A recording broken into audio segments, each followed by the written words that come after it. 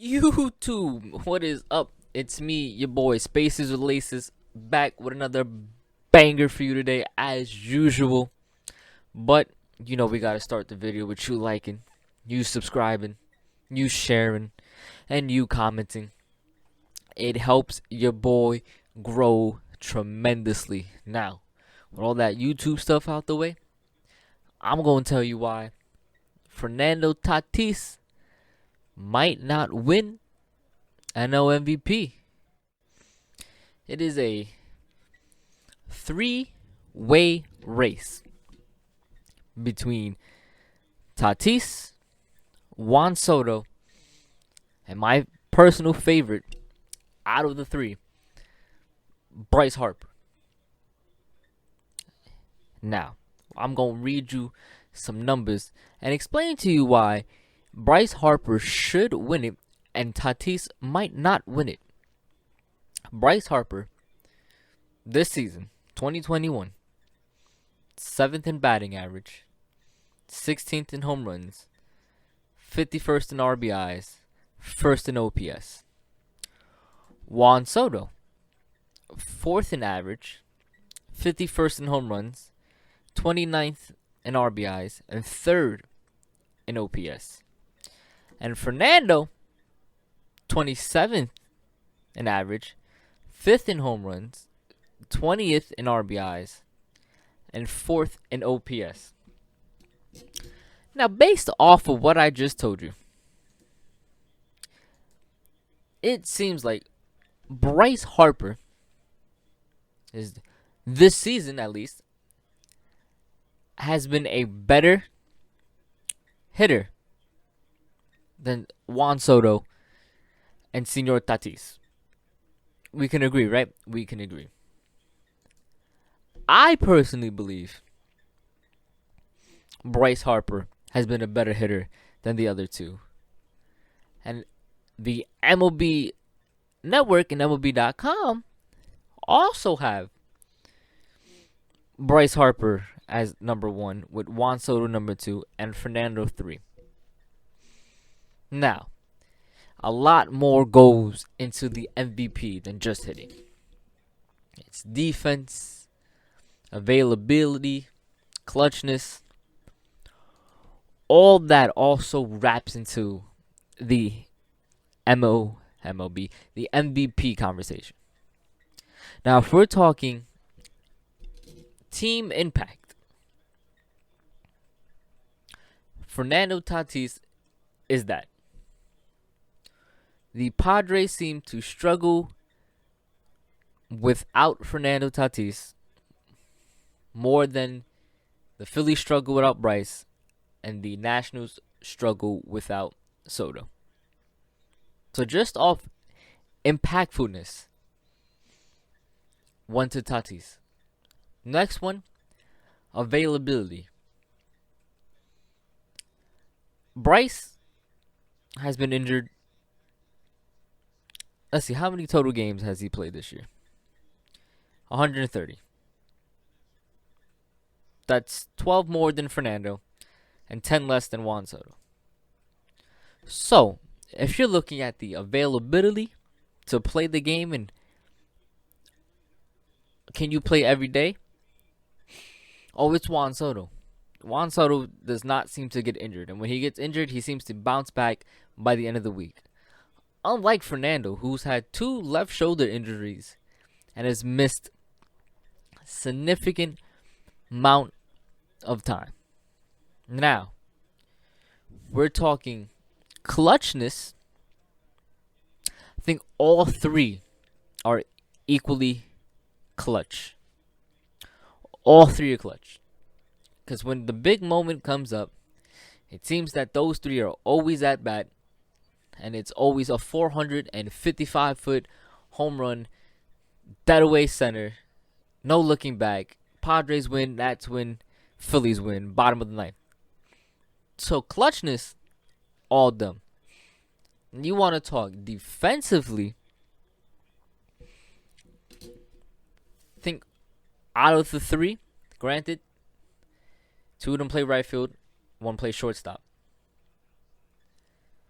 But with that being said, Fernando has committed more errors as the shortstop than Bryce or Juan has as a right fielder on their respective teams.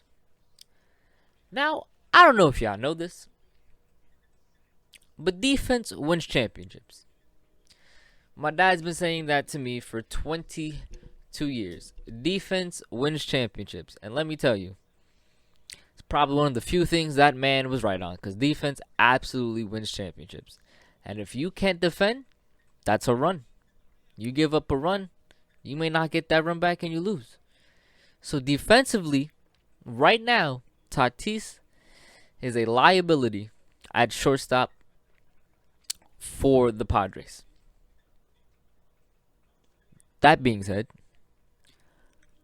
I think all three of them have a high chance of winning the NL MVP. I would not be surprised if Tatis won or if Soto won over Harper and any other combination of those three.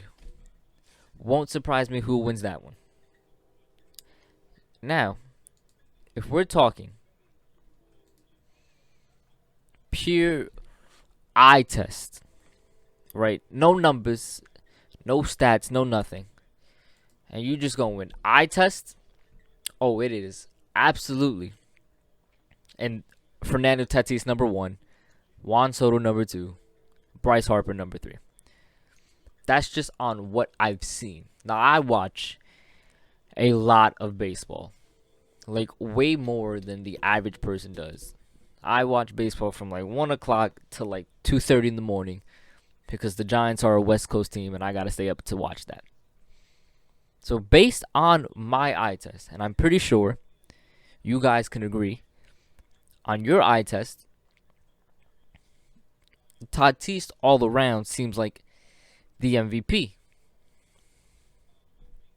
But what MLB does and what we all tend to do when choosing an MLB player to be the MVP, we usually look at availability way more than most things. Because you can be a great player. You can be phenomenal. But if you're not on the field, you can't play. And if you can't play, you can't show how phenomenal you are. And that's my asterisk with Tatis. Great player, not on the field.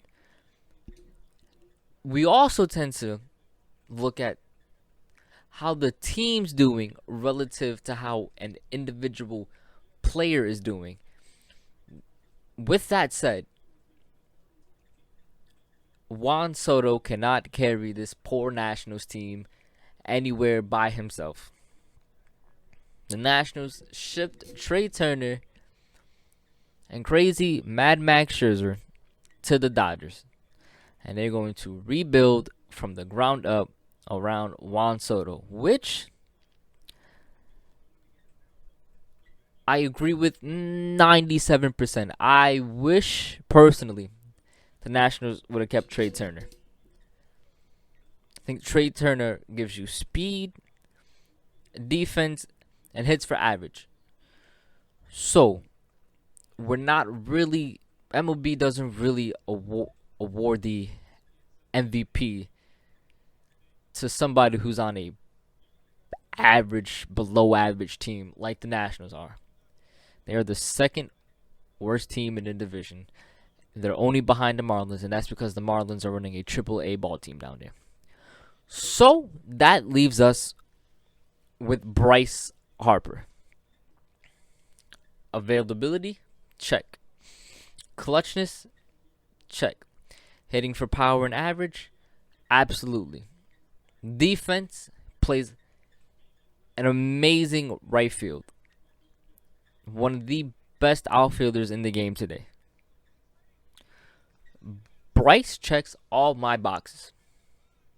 And if you check all my boxes, and if I had a vote, Bryce Harper is not only my NL MVP, he's also baseball's NL MVP. With all that being said, I've been your boy. I forgot my nickname. Anyways, I will see y'all in the next video.